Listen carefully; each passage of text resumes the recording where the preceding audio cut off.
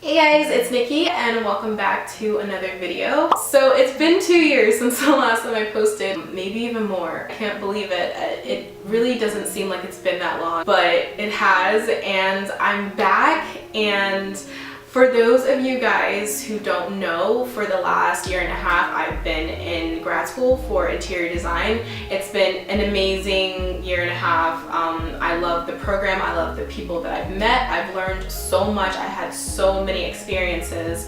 And in addition to going to school and working at a design firm, I am also a graduate assistant. So basically what I do as a grad assistant is talk to the prospective students that come into the school and are interested in our design program and just kind of walk them around, give them tours, answer any of their questions.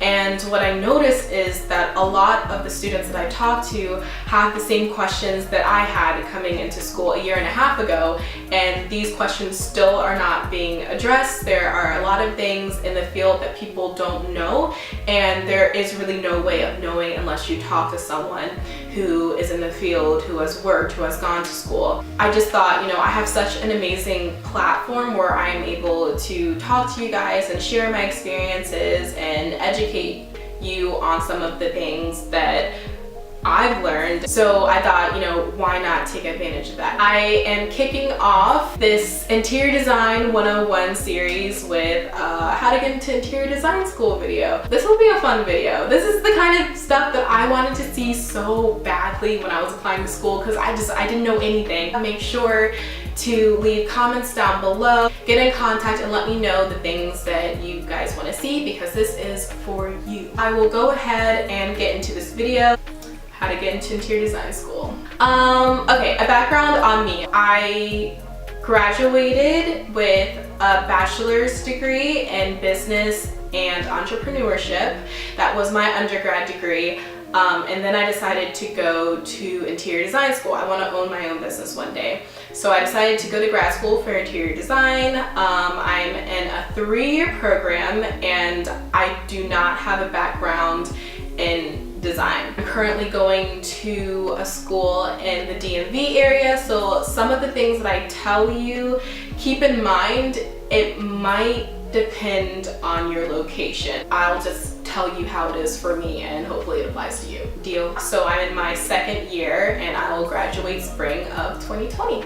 So finding a school. Finding a school is very important. You have to make sure that the school is CETA accredited, and this will allow you to sit for the NCIDQ exam. I hope I got that right, NCIDQ, to get your license as an interior designer. Not all states require you to have a license in order to practice interior design. That does not mean that you should not get it anyway. It's only going to help you. It's going to, better your credentials, make you more reputable. Just, it's just better. I just do it. For anyone that says you do not have to go to school for interior design, they don't know what they're talking about. I think a lot of people get interior design and interior decorating mixed up. I can do a whole nother video on that because that's a whole nother spiel that I just do not have time to get into today. But yeah, they're completely different. So you do have to go to school to become an interior designer, and you might be required to take the NCIDQ exam in order to practice interior design, depending on what state you live in. Alright, so as far as applications, cover letters, and resumes. So everyone's application process is going to be different. It's going to be like any other program that you apply to, where you have to fill out an application, talk about your school history, and give all your personal information, all that kind of stuff. You might also have to submit a cover letter. It'll say optional. It's not optional. Do it. It's an extra opportunity to talk about yourself and your background and your experience and your passions, and it just helps the school know more about you. It does not hurt to do it. You sometimes might be prompted. They want to know certain things about you. Other times it'll just be open for you to talk about what you want to talk about. Either way, definitely do it. I'm sure you guys have heard that before. But even if you don't have a background in interior design, like I didn't have a background really in interior design, it's just a good place to talk about your passion and why you want to go there and what you know about the school and any connections that you might have, all that. They'll see something in you, and it'll be, you know, it could possibly be a deciding factor whether you get into the school or not. As far as your resume, so this is a question that I get a lot. A lot of people feel like they need to have some sort of background in interior design in order to get into school. So there are different programs that you can sign up for in school that allow you to get in without having any experience. So at my school, it's called First Professional and Post Professional? I think I'm in First Professional. I'm gonna have to double check on that. One of them is for people who have an undergrad degree in interior design. The other one is for people who do not. So as far as the resume, a lot of people ask, you know, I've never worked at a design firm, I have no experience, what do I put on my resume? Put anything that is relevant. A lot of the times people don't realize there are so many parts that go into interior design. There's so many categories inside the field of interior design that they don't realize that a lot of their jobs are actually very applicable. For example, customer service is super important. You know, working at a grocery store, if you have customer service background, whatever, working with clients, because that's something that you're gonna have to do. You can't avoid, you're doing that every day. It shows that you're a people person, you know how to problem solve, which is another huge aspect of interior design. So just keep that in mind. There are a lot of traits that you can get from other jobs that'll really help you in the design field. So don't be afraid to put that on your resume. Do I think having a job that's interior design related will help you get into school? Absolutely, absolutely. For me, I was very blessed to have gotten the chance to work at a design firm for 2 years before I went to design school. It was 2 business partners that I worked for, a very small residential interior design firm, and it was an amazing experience. I learned so much, and I was able to put that on my resume. That's also another reason I think it's really important to try to get a job in the interior design field, just because it's really great to be able to have those recommendations for someone who's actually in the field, and it just will speak volumes about you. So keep that in mind. Again, you don't have to, it's not like a deal breaker, but it'll just definitely help you out anyway. There's a lot of things that you learn in the field that you really don't learn in school, so if you have that experience before you come in, you're already ahead of the game. There's a lot of things that people had to learn that I already knew how to do.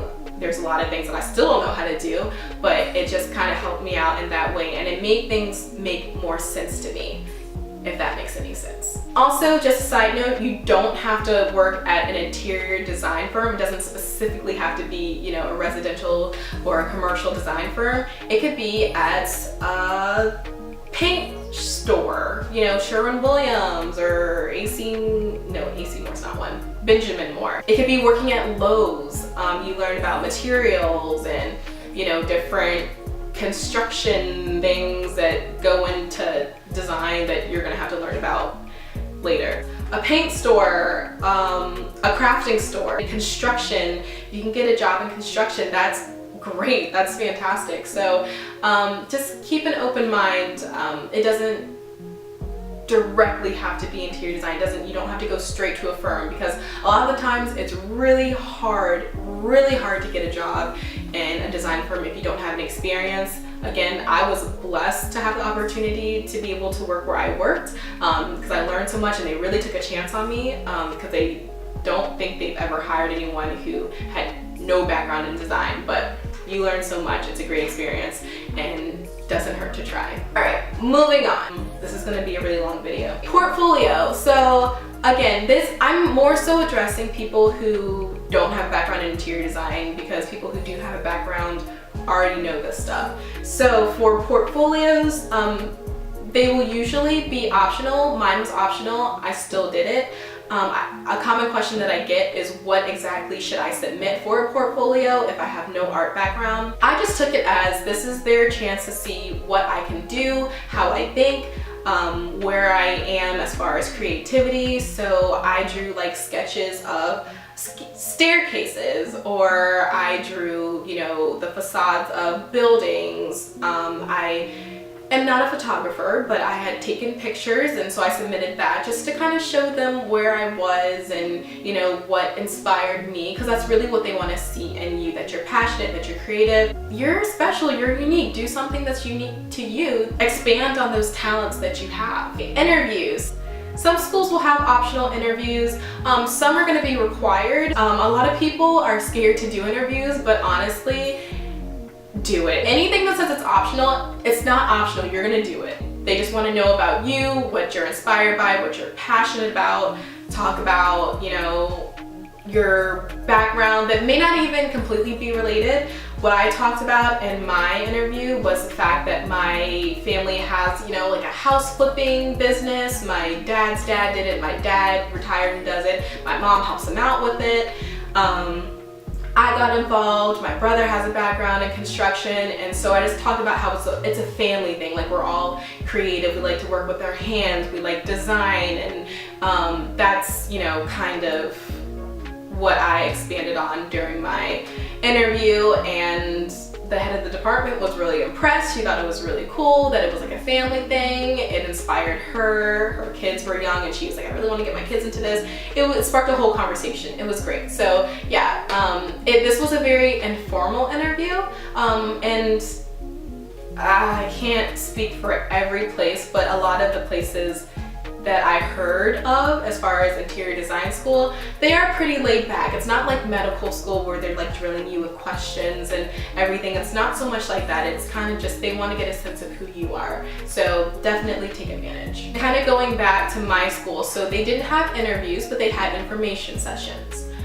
Most schools do. You're able to tour campus, you'll be led by a GA like me, and you'll be able to ask some questions, and it's great. So definitely do that. If they have information meetings, go. You can meet faculty, you're able to ask your questions about the program specifically, because every program is different. Especially depending on where you live. So since I'm so close to DC, we're able, you know, for our field trips, we're able to go into the city, look at the architecture. There's so many cool things to see. If you're living in another place, if you're living on the West Coast, then it's gonna be different. Not bad, but it's just gonna be different. So this also goes into, you know, researching the school that you wanna go into. You wanna make sure that it's a good learning environment for you, because I will say design school is not easy, and it's completely just new and a little bit intimidating if you don't have a background in it. If you've never done anything like it before, you're really going to want direction, and you're going to kind of be lost, at least for the first semester, which is normal. But yeah, you definitely want to go to a school that fosters learning and the way that you want to be taught. Yeah. Okay, so I think I covered everything about design school. If I missed anything, please leave a comment down below. Ask me any questions that you have.